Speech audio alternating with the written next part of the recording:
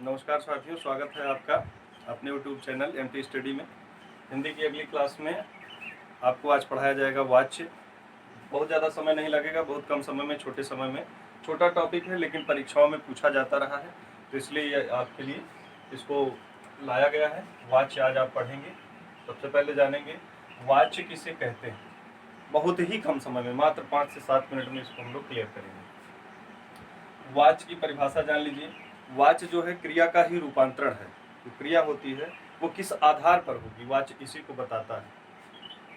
क्रिया के उस रूपांतरण को कहते हैं जिससे कर्ता कर्म और भाव के अनुसार क्रिया के परिवर्तन ज्ञात होते हैं।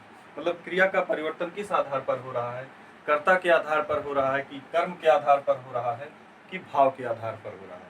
ये चीजें ध्यान देने की जरूरत है इसमें। तो चलिए, वाच्य कितने प्रकार के होते हैं? 3 प्रकार के। देखिए, वाच्य एक प्रकार से इंग्लिश का एक्टिव पैसिव होता है, लेकिन वहाँ पर 2 ही चीजें होती हैं, वहाँ बदलाव किया जाता है। यहाँ ऐसा कुछ नहीं है, यहाँ केवल प्रधानता देखी जाती है, किसकी प्रधानता है।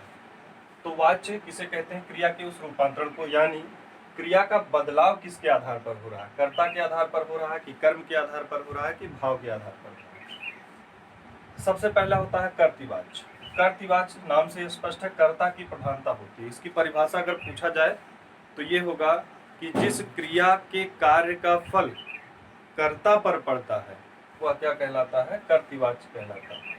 अगला क्या है आपका? कर्मवाच्य। इसमें कर्म की प्रधानता होती है। जिस क्रिया के कार्य का फल कर्म पर पड़ता है वह क्या कहलाता है? कर्मवाच्य कहलाता है। ठीक है। अगला क्या है? भाववाच्य। 3 प्रकार के होते हैं वाच्य। जिस यहाँ भाव की प्रधानता होती है, तो जिस क्रिया के कार्य का फल भाव पर पड़ता है वह क्या कहलाता है? भाववाच्य। फिर से एक बार रिपीट कर देते हैं। इसके अनुसार मतलब जो क्रियाकर्ता के अनुसार परिवर्तन होता है वह कर्तृवाच्य, जो कर्म के अनुसार परिवर्तन होता है कर्मवाच्य, जो भाव के अनुसार परिवर्तित होता है भाववाच्य। चलिए, वाक्यों को पहचानने के लिए आता है कि कौन सा कर्मवाच्य है, कर्तृवाच्य है, कौन सा वाच्य है, आपको बताने के लिए परीक्षाओं में पूछा जाता रहा है। बहुत ध्यान से पढ़िएगा। जैसे एक वाक्य है, राम पुस्तक पढ़ता है। पुस्तक को कौन पढ़ रहा है? राम पढ़ रहा है। पूरा इस कार्य जिसमें कर्ता की प्रधानता है, कार्य का फल, जो क्रिया का फल है वो कर्ता पर पड़ रहा है, राम पुस्तक पढ़ता है। एक साधारण सा वाक्य जब रहेगा आपके पास तो क्या होगा? कर्तृवाच्य। अगला, जहाँ कर्म की प्रधानता हो, पुस्तक पढ़ी जाती है। यहाँ किसको पढ़ा जा रहा है? पुस्तक को, यानी यहाँ कर्ता ने पढ़ा, यहाँ पुस्तक को पढ़ा गया। ठीक ना? पुस्तक पढ़ी जाती है, ये क्या हो गया? कर्मवाच्य हो गया, क्योंकि पुस्तक यहाँ पर एक कर्म के रूप में दिखाई दे रही है। पुस्तक पढ़ी जाती है। या लिखा जाता है, गाना गाया जाता है, तो यहाँ पर आपको यह महसूस होगा किसी के द्वारा। यहाँ पर आपको ये अर्थ स्पष्ट होना चाहिए, इसके द्वारा किया जा रहा है। जैसे यहाँ पर क्या लिखा है? पुस्तक पढ़ी जाती है, किसी के द्वारा पुस्तक पढ़ी जाती है। अगला आपका क्या है? भाववाच्य। भाववाच्य जिसमें भाव की प्रधानता हो। मोहन से पढ़ा नहीं जाता। यहाँ आपको एक भाव स्पष्ट हो रहा है, उसको तकलीफ हो रही है या कुछ भी परेशानी हो रही है, उससे पढ़ा नहीं जाता, ये क्या हो जाएगा आपका? भाववाच्य। चला नहीं जाता, बैठा नहीं जाता, गाया नहीं जाता, खाया नहीं जाता, ये सब भी क्या है? आपका भाववाच्य। क्योंकि यहाँ एक भाव स्पष्ट हो रहा है, कुछ ना उसको परेशानी हो रही है। जैसे आप जानते हैं कि आपने भाववाचक संज्ञा पढ़ा था, तो उसमें दुख और ये सारी चीजें क्या थी? भाववाचक संज्ञा में आती थी। यहाँ पर कुछ ना कुछ उसको परेशानी हो रही है, इसलिए क्या है? ये भाव यहाँ स्पष्ट हो रहा है, एक भाव निकल के आ रहा है, ये क्या हो जाएगा?